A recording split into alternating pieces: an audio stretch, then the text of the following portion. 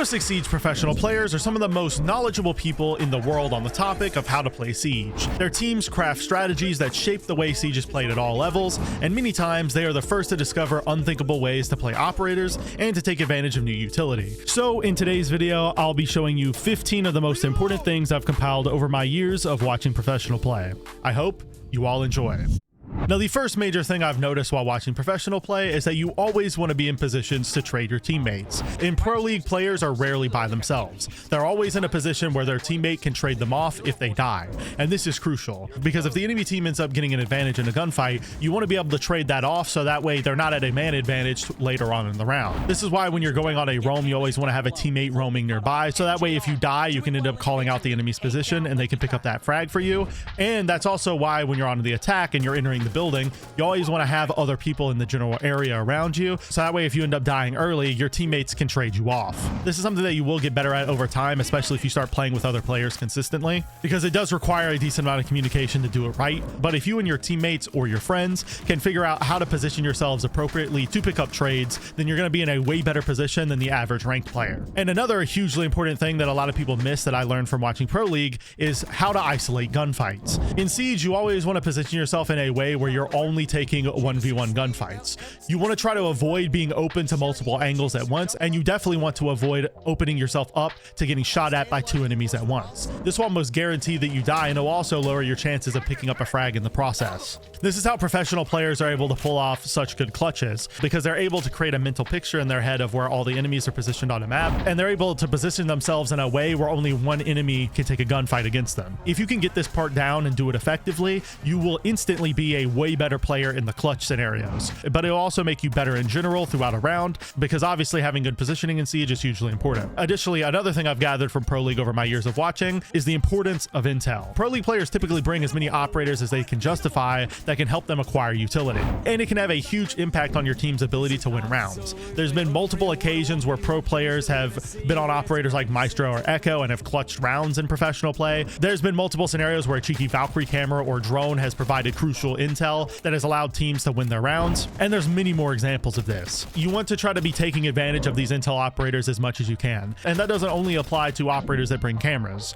This can also apply to operators like traps on the defense, because traps can also provide you utility when they get detonated, since they provide a loud audio cue typically, and in some circumstances they can just outright reveal the position of the opponent. Now after this, another thing that I've learned from watching Pro League is the importance of patience. You always want to be as patient as possible. If you don't have a good shot, or you think you can kill more than one enemy if you wait to take your shot, do so. One of the most infamous examples of this is Iconic's play on Oregon, where he tucked over in the corner of the bomb site and waited for the attackers to go for the plant before he started shooting. Situations like this you want to learn from.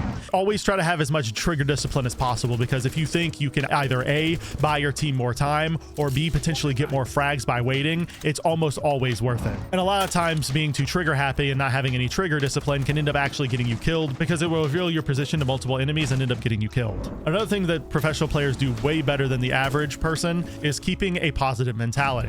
Your mentality can be the single biggest contributor to whether you win or lose. This is why teams in Pro League with good coaches and synergy are successful, because they're able to keep each other's mental in check and make for sure that they're not going off the deep end. There's been multiple major examples of mentality playing a huge role in a professional team's win. For example, when Team Empire and G2 versed each other on Coastline in that infamous 6 Invitational final, after losing that first map that broke the overtime record, Team Empire's mentality was completely broken, and they didn't really play the same afterwards. And it caused them to end up throwing the last 2 maps because they just couldn't get their mental back in check.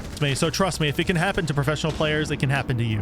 So make for sure when you're playing Siege and you're performing poorly or you're losing games to not let it get to your mental, because it will end up causing you to play worse. Another thing that I see a lot of professional players doing nowadays that a lot of ranked players don't want to do is committing to a specific role. If you notice you perform really well on specific operators, commit to those operators, especially if they're crucial operators like Ace or Thermite. Players at the highest level do this all the time. You'll notice a lot of professional players will commit to 3 to 4 operators, and they'll just play those exact same operators every single round. For example, Pingu made a name for himself for being a really good Monty player and for also being a really good smoke player. Also, Bolo made a name for himself for being really good at Sophia and Ash and all those fragging type of operators. And that's because those players stuck to their strengths and they let the rest of their team fill in the gaps. You should try to do the same thing as much as possible. Now, a more operator specific tip that I've noticed while watching Pro League is using echo drones to get quick info outside. You can do this by driving an echo drone through a drone hole or jumping it out of a hatch for a few seconds and then bringing it back into the building. This will allow you to see where the attackers are spawning and likely where they're going to push from, which can allow you to rotate utility and to also just adapt really quickly. You can also use an echo drone in conjunction with another player to potentially get a free run out kill at the start of the round or to pick up a free spawn peek. Another example of an operator specific tip is using EMPs to counter Warden. A lot of times in Siege, especially at the higher ranks, you'll see teams pick Warden and position him on an important power position like blue stairs on bank, top main stairs on villa, or rafters on clubhouse. What you can do is throw Thatcher's EMPs at Warden's position, which will disable any ADSs or Y magnets protecting him, and it will stop him from activating his goggles, which will allow you to take advantage of Ying or other operators to kill him. I've seen this happen multiple times in professional play, and trust me, it's a really useful strategy. So if you know the enemy team's bringing Warden, or you know they're stacking up a ton of ADSs on a specific position, picking Thatcher can actually be a smart play. Another thing that a lot of professional players do is run suppressors on their weapons. The reason they do this is to make holes in unprepped windows and catch defenders off guard. So you can do this by just rappelling up to a window or crouching up to it, shooting your suppressed weapon a few times to make a small hole in the window, and then you can see inside of the site and kill anyone inside the site that's in the middle of the window. Trust me, I've used this a ton in ranked to pick up free kills, and it's really effective. Now, something a lot of professional players do in the site setup is put bulletproof cameras on the floor in obscure places. The reason you want to do this is because placing bulletproof cameras on the floor gives you wider visibility compared to placing it on the wall, and it also can allow it to be more hidden because a lot of the time the attackers are not looking at the floor for bulletproof cameras. So if you hide a bulletproof camera under a table or in foliage on the floor, a lot of the time it will go unchecked and you'll be able to get a lot more utility out of it. Now, another operator specific tip that I've gathered from Pro League is placing Azami Kibas on the side of a staircase. The reason you want to do this is because it basically gives you a bulletproof railing to play off of. For example, main stairs on Villa, you can throw an Azami Kiba on this exact position, which will allow you to swing off of it and kill anyone walking up the staircase. And it's going to make it a lot harder for anyone trying to walk up the staircase to push you because they're going to have to worry about you being behind the Kiba, being somewhere deeper on the staircase, or even being at the top of the staircase. Trust me, start using these Kiba placements on staircases and they'll make the attacker's job a whole lot harder. Now, after showing you those tips, I now want to go in game and show you 4 insane site setups that I took from Pro League that work insanely well in ranked. Now, the first strategy is a top floor Oregon bomb site setup that Dark Zero used against BDS in the Manchester Major. The main thing you're going to need for this strategy is 3 operators. You're going to need a Rooney, Wamai, and Clash. And you're going to want to set them up on the master and trophy side of the map, so that way you can hold this area down completely. At the start of the round, you're going to want to run over to the master door here, put in a Rooney gate right here. You're then going to want to run over to trophy door and do the same thing. You're going to put 1 set of barb on the armory stairs, and you're going to run back to trophy, and you're going to reinforce this left wall. Then you're going to melee head holes across this wall. Once that is done, you're going to run over to the attic wall here, and you're going to reinforce both of these.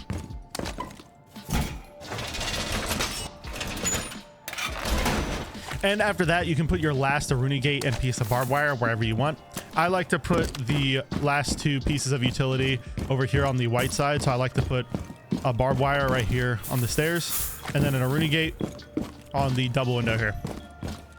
After that, as a Rooney, you're going to do like what NJR did in the game, and you're going to play inside of attic and help your Clash and your Wamai player hold on to the attic and master side of the map, so that way you can kind of swing off and kind of hold the attackers from being able to push aggressively onto the Wamai over here. Now, the next operator you're going to want to bring on the site is obviously Clash, as I mentioned, and you're going to want to play in a very similar way to the way Nafe did. So that means you're going to be spending most of your time inside of the closet area master bedroom. And now you can bring the super shorty shotgun to help you make some of the site rotates and stuff. But if you want the versatility of having a weapon on Clash as well, you can have a teammate bring a shotgun or something like that to make these rotates as well. Because you have to keep in mind there's still 2 other people that are going to be playing with you that can also help you set up the site as well.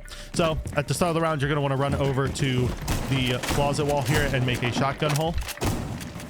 You're going to want to reinforce this. Then after you make that hole in the wall, you're going to want to walk over here, place a deployable shield down. This will allow your Wamai player to stand in this corner and also play aggressively on people trying to walk up the stairs. Then you're going to run over to the white wall here, head holes across it, and you're going to put footholes on this wall, along with a rotate in this wall. And once all of that is said and done, you're then going to run over into the closet here. And you're going to sit inside of the closet with Clash, kind of zap people. And you're also going to stand aggressively in this doorway to stop people from walking through this door and killing your Wamai player that's going to be playing in this corner behind this shield. Now, the last operator you're going to want to bring is Wamai, obviously. And what you're going to want to do at the start of the round is run over to the armory hallway here. And you're going to want to reinforce this wall here. You're then going to want to throw a magnet right here on the top of main stairs. And you're going to reinforce these two walls here.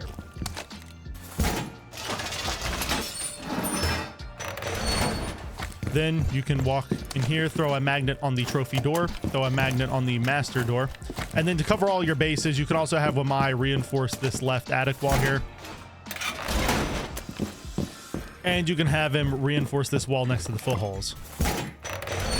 With the way I've just demonstrated there, you've basically set up the entire site without having any randoms do anything. So if you want to trio queue this strategy, you can do it. But just keep in mind that when you're watching this video, this strategy can be a lot more efficient if you have your other teammates assist in the setup. But yeah, after you've done all of that, you're then going to play inside of Trophy behind that shield I had you place with Clash. And you're going to be peeking out and constantly throwing your magnets onto the master door and also into your trophy door here. So that way you can't get naded, you can't get grim bead, stuff like that. And if you can't peek out of this without dying, you can throw them behind the TV there or behind the wardrobe, and your magnets will still cover this area and stop you from getting naded or affected by other sorts of projectiles, as you can see. So this is a really strong strategy for holding down this area of the map, because you have a Clash here giving you info that you can swing off of, and you have another teammate watching your hallway that you can also swing off of if he needs assistance. Just keep in mind that you're gonna have to be very tucked in this corner. You're gonna have to be aware of where the attackers are, because if they're on this window, you're not gonna be able to swing out very far, and if they're on that doorway, you're not gonna be able to swing out very far either. So if you rotate from this position, you're gonna have to do it when no one's looking at you.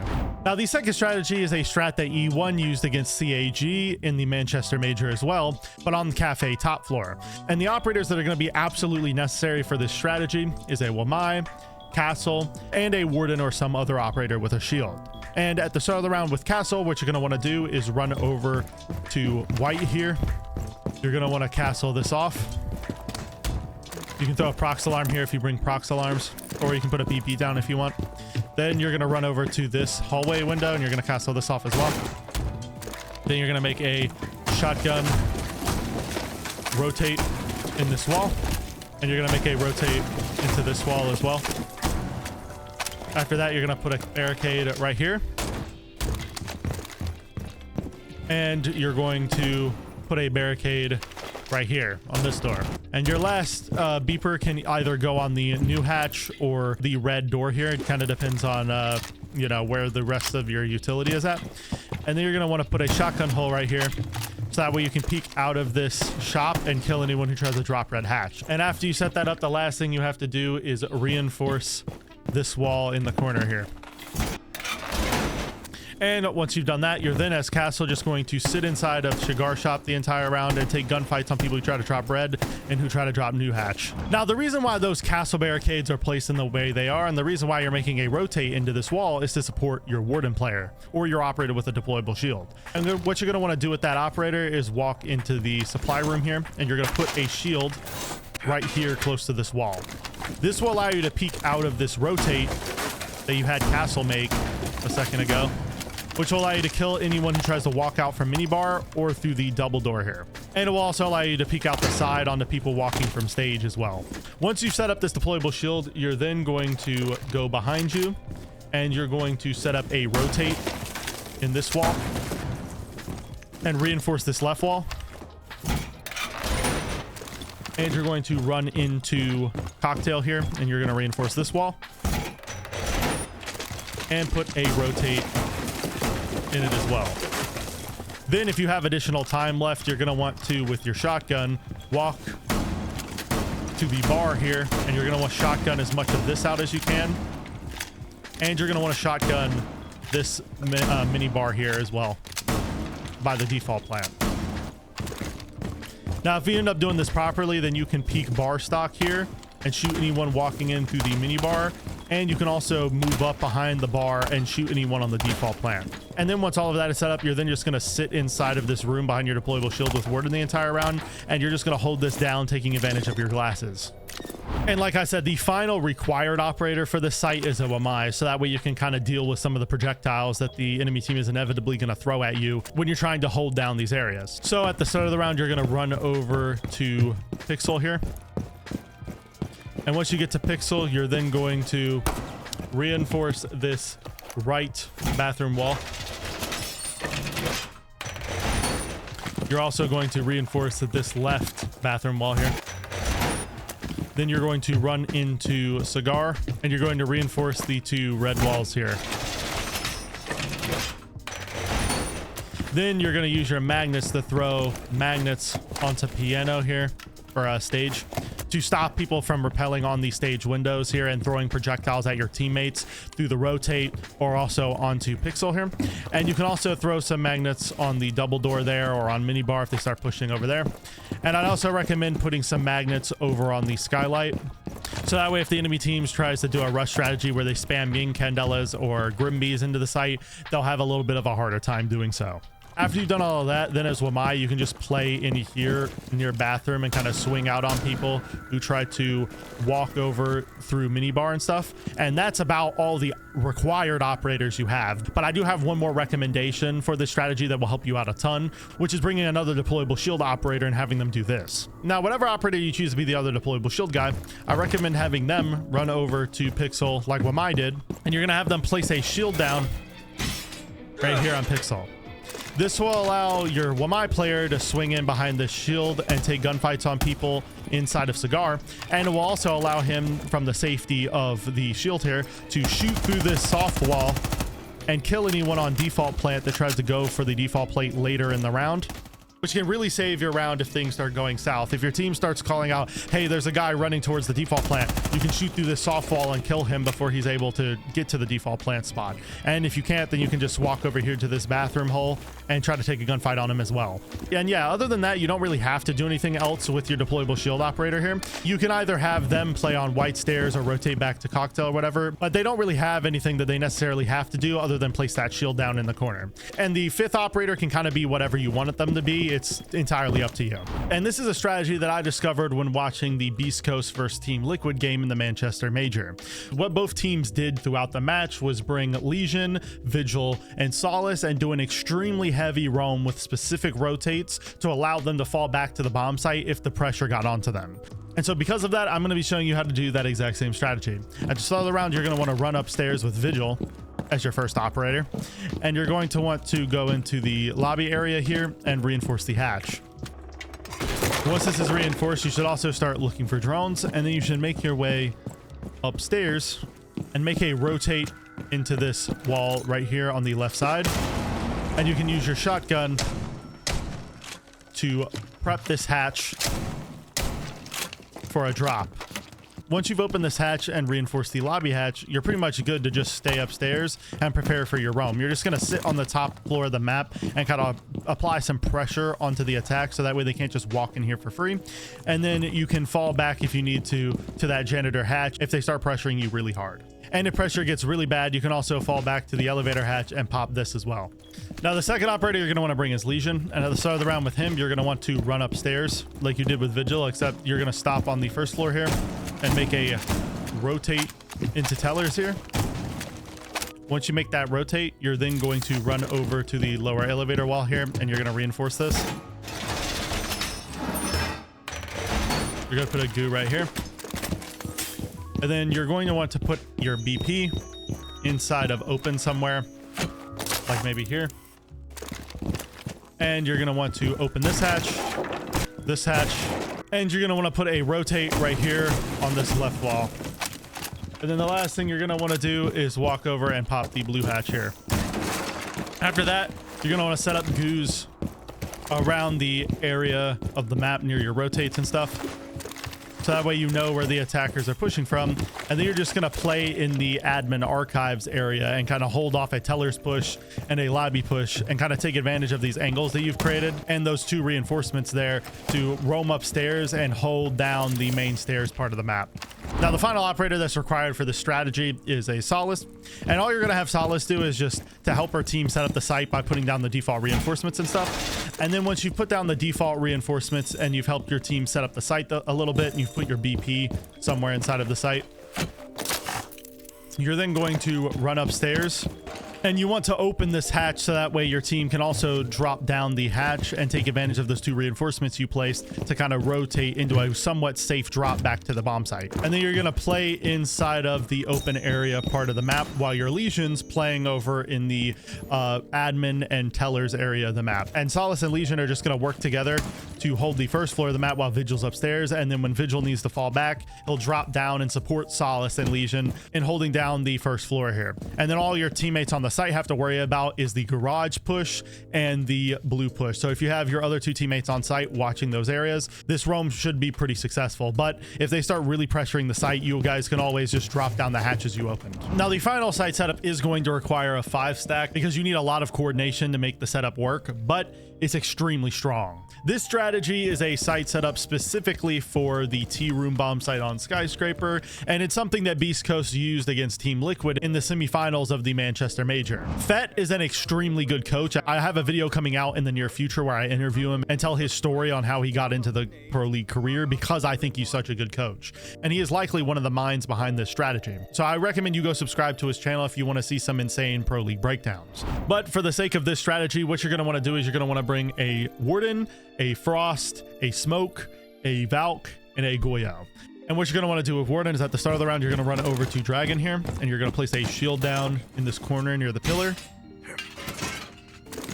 You're then going to walk over here and make a rotate into this wall. And you're going to reinforce the Dragon single wall. You're then also going to walk over here and make another rotate. And you're going to put holes across this entire wall here. You're going to do them exactly like that. And you're going to do holes across this entire wall.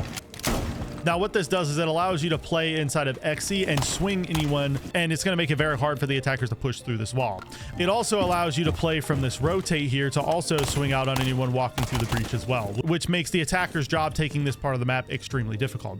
So you as Warden, you're going to play over here on these holes, and you're also going to have another teammate playing over here with you, probably somewhere in Dragon, and you're both just going to sit over here and to delay the time of the attack, taking the XE and the house stairs part of the map for as long as possible. Now for the case of Valkyrie, I have no idea where Beast Coast specifically put their Valkyrie cameras because you can't really see that in the VOD, so I had to make a lot of assumptions here. But I will show you some Valkyrie cameras that I'd recommend throwing, and I'm going to show you where I think you should place your reinforcements. So at the start of the round, you're going to run over here to the corner of black here and throw one camera right there in the corner. Most people will not see this when walking up black stairs, and you'll be able to get a lot of information on anyone trying to walk up it. You're then going to want to run over into Geisha here, and you're going to want to throw a camera under this table, and then you're going to want to go into Geisha, and you're going to want to throw a camera up into this light right here. You're going to want to try to get it centered. This will allow you to get audio in Geisha and to also see the little bits around the black box, but this is mainly a camera for audio sake and audio sakes only. And then once you place that Geisha camera, you're then going to want to run over to the minibar side of the map, and you're going to want to throw a camera somewhere in this room. I like to throw my camera right here in the middle of these light fixtures, because a lot of time it goes unchecked by the attackers, especially since the lights kind of block it at certain angles. So it makes it a lot harder to see the camera, especially when you're walking in. And then once you throw that camera, you're then going to walk over here and reinforce this wall next to that rotate that your teammate made. Then once you get those two, you're then going to run over to house stairs, reinforce this single wall. And then the last reinforcement after that is going to go over here on the minibar single wall. After you set this up, you're then going to go back to the bomb site, and you're going to play inside of Geisha, and you're just going to hold off the attack from getting into the Geisha part of the map. Now, Frost is the next operator you're going to want to pick, and what you're going to want to do with her is you're going to want to, at the start of the round, go over to the black stairs here, put a frost mat down. You're then going to reinforce these two walls here.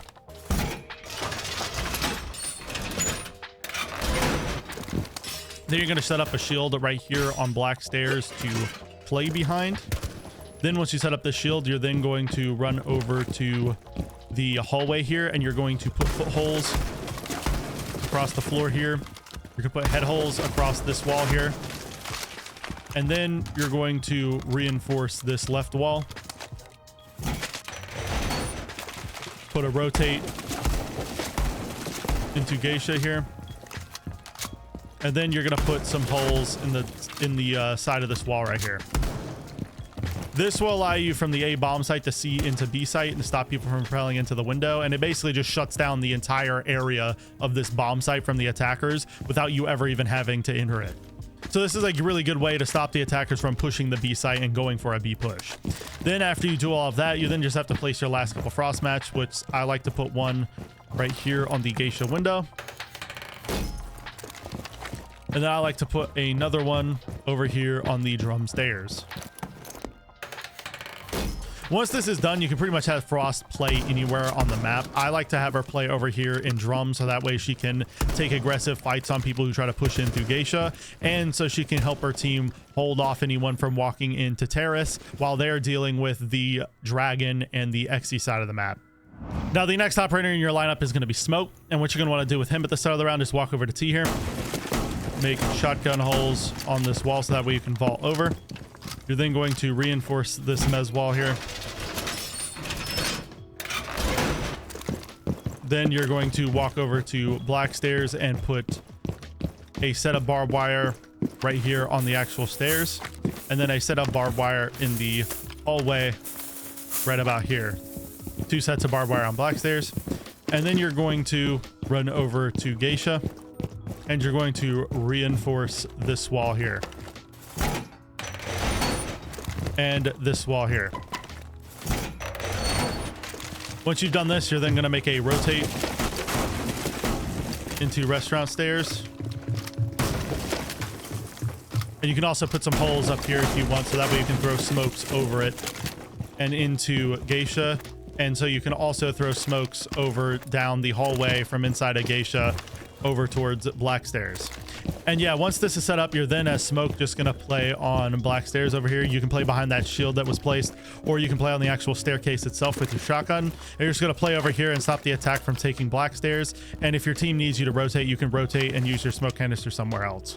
Now, your final operator is obviously Goyo, like I mentioned. And what you're gonna want to do with him is you're gonna want to set up his Goyo canisters and common entry points for the attack. So you're gonna want to set up one Goyo can inside a Geisha for your Valkyrie player to use. You're going to want to set up one Goyo can over here on the drum door for your Frost. You're then going to set up a Goyo can over here on the window into Dragon. And you can set up one Goyo can right here on the Dragon door. Once you've done all of that, you're then going to, as Goyo, play over here with your Warden player and kind of hold off the push from the attack. And then when they start pressuring you, you're just going to fall back with your Warden either through Dragon, or you can try to go down house stairs if necessary.